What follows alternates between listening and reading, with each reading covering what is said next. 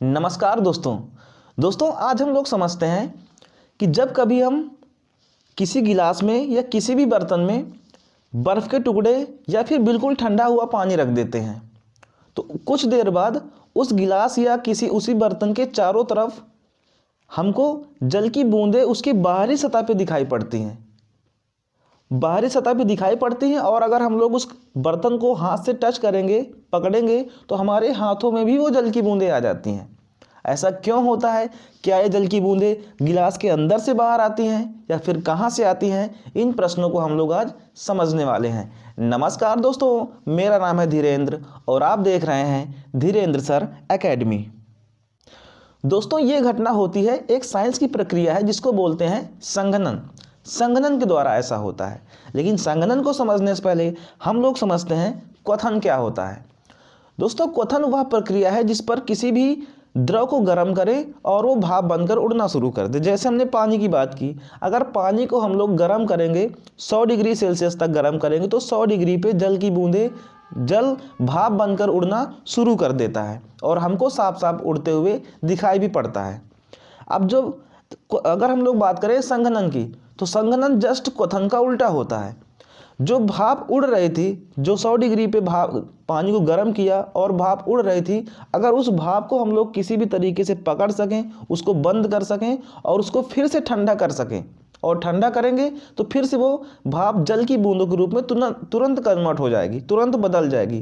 तो यह प्रक्रिया कहलाती है संघनन। मतलब भाप को अगर हम लोग द्रव के रूप में कन्वर्ट करें तो यह प्रक्रिया होती है संघनन की प्रक्रिया। इसको एक एग्जाम्पल से और समझते हैं। जैसे मान के चलिए ये कोई कांच का पाइप है, कांच की नली मान लेते हैं, कांच की एक नली है। इसके चारों तरफ हमने लगा दिए बर्फ़ के टुकड़े, यहाँ पे बर्फ़ के टुकड़े लगा दिए, इसके चारों तरफ हमने लगा दिए बर्फ़ के टुकड़े। तो जैसे ही हम इस कांच के पाइप के अंदर से भाप को गुजारेंगे, जल की भाप को अगर गुजारेंगे, मान लो जल की ही भाप है, उसको अगर गुजारेंगे तो जब भाप इसके संपर्क में जाएगी, क्योंकि बाहर हमारे इसके चारों तरफ बर्फ़ लगी है, तो जैसे ही भाप इसके अंदर जाएगी तो भाप ना रह जाएगी, तुरंत वो ठंडी होकर जल के रूप में फिर से जल की बूंदों के रूप में संघनित हो जाएगी, यानी जल की बूंदों के रूप में बदल जाएगी। तो यह प्रक्रिया हो गई संघनन की प्रक्रिया। अब हम लोग एक बात और समझते हैं। एक बात यह है कि जो हमारे चारों तरफ हवा भरी होती है, वायु भरी होती है, इस वायु में होती है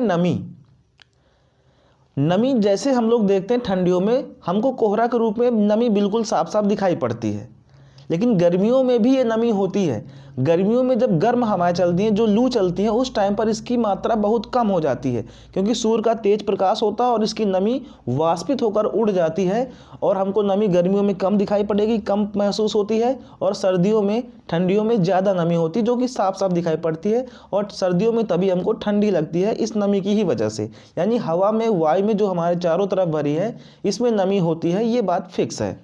अब हम लोग समझते हैं गिलास में जो बूंदें आती हैं वो कहाँ से आती हैं। गिलास के अंदर जो बर्फ़ भर के हम लोग रख दिए, अब बर्फ़ भरेंगे या फिर बिल्कुल ठंडा पानी रखा है, तो जो गिलास का जो टेम्परेचर होगा, गिलास का तापमान होगा, उसके चारों तरफ जो कमरे का तापमान है, उसका तापमान और गिलास के तापमान में गिलास का तापमान कम होता है और कमरे का तापमान ज़्यादा होता है। मतलब गिलास ज़्यादा ठंडा क्योंकि उसके अंदर बर्फ़ पड़ी है और बाहरी तापमान गिलास के अपेक्षा ज़्यादा होता है, गर्म होता है। तो जैसे ही गिलास रखा होगा, गिलास के चारों तरफ जो कमरे की हवा है यानी वायु है, वो गिलास के संपर्क में आती है, गिलास से टच करती है। तो गिलास से जब टच करेगी तो वायु में जो नमी होती है वो भी गिलास से टच करेगी। अब गिलास इतना ठंडा है कि जो बाहर की हवा है वो भी गिलास के संपर्क में आती है, बिल्कुल ठंडी हो जाएगी। तो हवा ठंडी होगी तो उसमें जो नमी होती है वो भी ठंडी होगी, यानी वो भी संघनित हो जाएगी, वो भी द्रवित हो जाएगी। तो जैसे ही गिलास के संपर्क में बाहर की नमी गिलास के संपर्क में आती है तो वो भी संघनित होकर जल की बूंदों के रूप में गिलास के चारों तरफ इकट्ठी हो जाती है। वास्तव में ये बूंदें कमरे में जो हवा है उसकी नमी की वजह से होती हैं। आई होप दोस्तों मैं ये फैक्ट आपको समझा पाया हूँ कि क्यों गिलास के चारों तरफ बूंदें आ जाती हैं। तो ये बूंदें गिलास के अंदर से बाहर नहीं आती हैं, वास्तव में जहाँ पे गिलास रखा है उस कमरे में जो हमारे उस कमरे में जो हवा भरी होती है और उसकी जो नमी होती है उसकी वजह से वो नमी बूंदों के रूप में गिलास के चारों तरफ इकट्ठी हो जाती है और ये होता है संघनन के द्वारा। अगर आपको ये फैक्ट मैं समझा पाया हूँ और आपको ये फैक्ट अच्छा लगा तो आप इस वीडियो को लाइक करिए और अपने दोस्तों के साथ शेयर कीजिए। ऐसे ही साइंस के फैक्ट देखने के लिए आप इस चैनल को सब्सक्राइब जरूर कीजिए। आपका इस वीडियो को देखने के लिए बहुत बहुत धन्यवाद।